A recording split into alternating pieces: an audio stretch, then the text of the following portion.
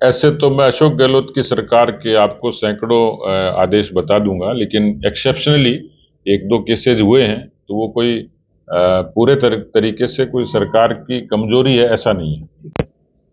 तो मुझे लगता है इससे तो खुश होना चाहिए कि बिना चुनाव के भी कोई राजनीति का व्यक्ति सीमा क्षेत्र पर अपने जन्मदिन को मनाता है और उसको भी सामाजिक मकसद से बनाता है। इसके सियासी कोई अर्थ नहीं है, कोई मायने नहीं है। सिंपल तौर पर राजस्थान के भौगोलिक तरीके से हम अलग अलग जगह जाते हैं, कार्यकर्ताओं का प्रेम मिलता है, जनता का आशीर्वाद मिलता है। दो सामाजिक काम करेंगे, सीमा पर पेड़ लगाएंगे और सुकन्या समृद्धि के खाते खोलेंगे। इसका वोट से, राजनीति से कोई ताल्लुक नहीं है।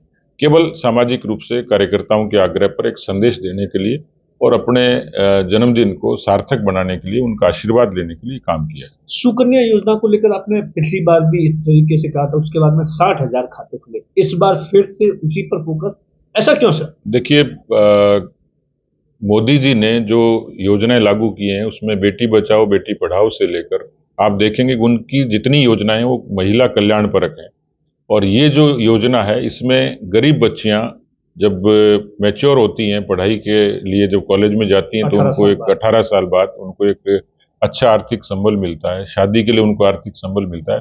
तो कुछ लोगों को योजनाओं की जानकारी नहीं है ठीक तरीके से, और एक सामाजिक अभियान बने। और मुझे खुशी है कि मैंने इसकी शुरुआत की और वो धीरे धीरे सफलता की ओर अग्रसर है।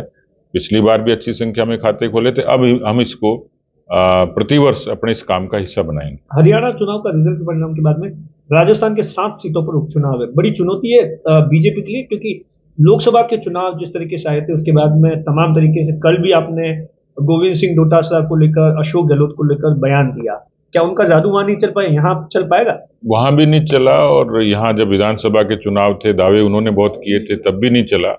लोकसभा की चंद सीटें जीते, तो मुझे लगता नहीं है कि काट की हांडी बार बार चढ़ती है। हरियाणा में भी गए थे, बहुत सारा उन्होंने दावे किए थे।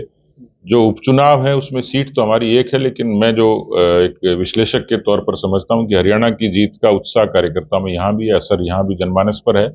हम विधानसभा की 7 ही उपचुनाव पर शिद्दत से चुनाव लड़ेंगे, पार्टी और सरकार मिलकर अच्छी मजबूती से लड़ेंगे, और मुझे लगता है कि एक अच्छा सुखद परिणाम बीजेपी के हक में होगा। लेकिन उपचुनाव का ट्रैक रिकॉर्ड अगर दिखे तो बीजेपी का अच्छा नहीं रहा है राजस्थान के अंदर। देखिए, उपचुनाव के बारे में जो कहा जाता है कि जिसकी सरकार होती है उसको उसका लाभ मिलता है, तो मेरे ख्याल से ये जो चीज है, ये जो रणनीति है, वो बीजेपी के पक्ष में ही है। भजनलाल सरकार के 9 महीने के कार्यकाल को कैसे देखते हैं? पेपर लीक पर जो कार्रवाई हुई है उसको लेकर कुछ लोग तो तमाम तरीके से सवाल उठा रहे हैं, आप कैसे देखते हैं? मुझे लगता है कि 9 महीने में तो बच्चा पैदा होता है, उसके बाद वो चलने फिरने की शुरुआत करता है, फिर बोलता है।